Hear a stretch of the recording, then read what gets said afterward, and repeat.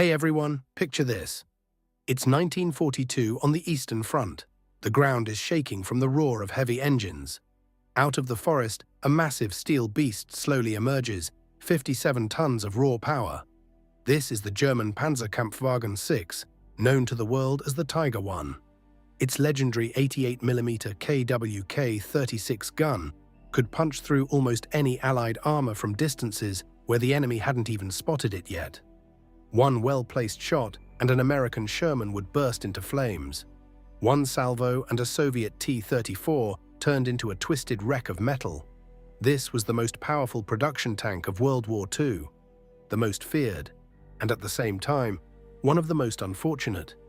Why was this machine, which terrified both the Pentagon and Stalin, built in only 1,347 units? Why did soldiers fear it more than an entire tank division? Yet most Tigers were lost not to enemy fire, but to their own mechanical breakdowns. How did this engineering masterpiece become a fatal mistake for the Third Reich? Today we're diving into the real human drama hidden behind those thick steel plates. If you love stories about military machines, hit that like button and subscribe. Let's roll. Summer of 1941. Operation Barbarossa is in full swing. German Panzer III and Panzer IV tanks are pushing forward fast, but suddenly they run into Soviet T-34s and KV-1s. These tanks had sloped armor that bounced most shells, and their 76mm guns could tear through German protection from long range. Hitler was furious. He demanded a tank that feared nothing. The old equipment had suddenly become easy targets. American Shermans felt like tin cans. Soviet T-34s operated like a well-coordinated swarm. Even the famous 88mm anti-aircraft guns couldn't always keep up. They needed something new that could turn the tide of the war. And that's when the Tiger appeared. Not just any tank, a heavy fighting machine weighing over 57 tons, armed with devastating firepower. The lead designer was Erwin Aders from Henschel. The competition was brutal. Porsche was pushing its own heavy tank design, the VK 45.01. Hitler himself watched the trials at the proving ground. Prototypes kept failing. The transmission broke down after just a few kilometers. Armor sometimes cracked under its own weight. The Maybach engine, first the HL210, later the HL230 with 700 horsepower, overheated constantly. But the order was clear: start production as fast as possible. Bureaucracy made everything even harder. Every single part was incredibly complex to manufacture. Building one Tiger took around 300,000 man-hours. The cost, about 250,700 Reichsmarks. That was equal to the price of 3 Panzer IV tanks or 8 Stu-G3 assault guns. In today's money, we're talking well over $1 million per tank. Basically, one Tiger cost as much as 3 luxury cars back then. The first 200 vehicles were ordered even before all the tests were finished. Classic German over-engineering at its finest. Now let's break down what made the Tiger so special.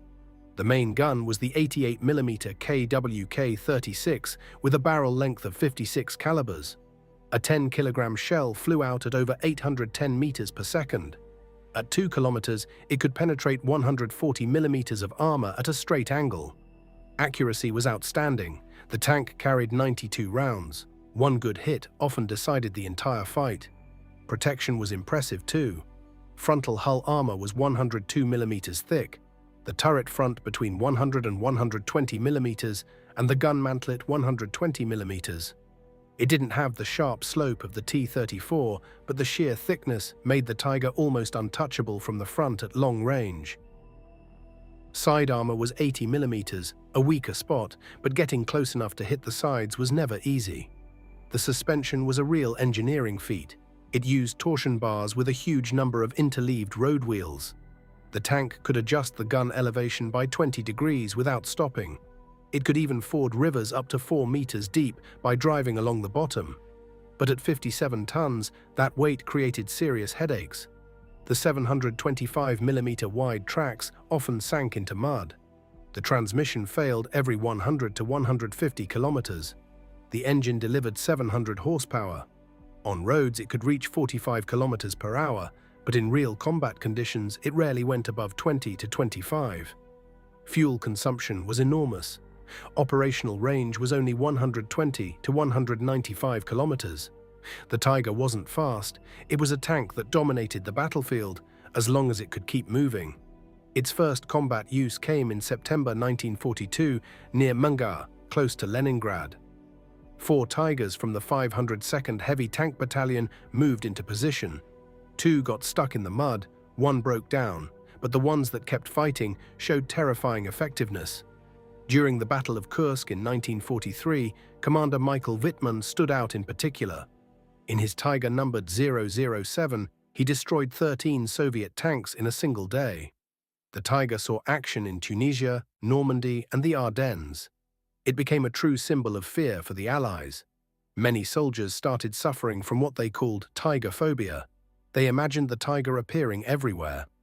But the real story of the Tiger is tragic. Out of those 1,347 built, most were lost not because of direct battle damage, but due to mechanical failures and lack of fuel. Many crews had to abandon perfectly good tanks simply because spare parts weren't available. To move a Tiger by rail, crews had to remove the outer road wheels, and that took several hours. The Tiger didn't lose the war by itself, but its extreme complexity, heavy weight, and high cost made it a heavy burden for the German army. Let's compare the Tiger to its main opponents. Against the Soviet T-34/76, the Tiger had a massive advantage at long range. From 1.5 kilometers away, the T-34 often couldn't even aim properly, while the 88mm gun could already penetrate its armor.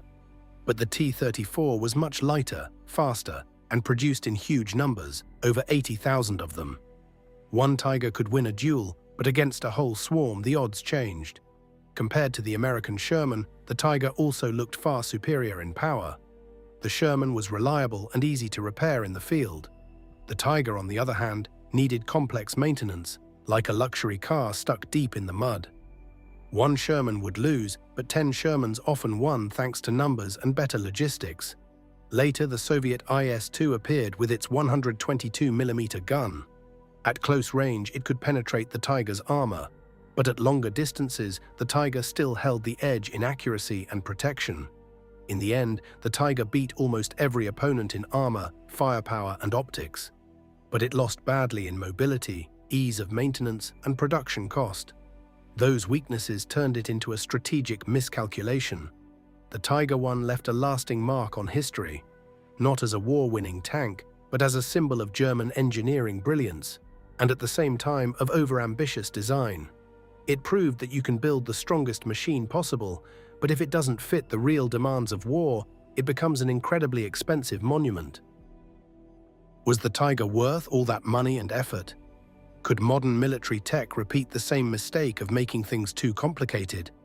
And will robots eventually replace people inside fighting vehicles? Drop your thoughts in the comments. Which tank do you think was the best of World War II? Would you like a separate video on the Tiger II or the Soviet IS-3? If you enjoyed this, smash the like button. Subscribe so you don't miss the next episode. Thanks for watching. See you on the next battlefield of military technology. Bye.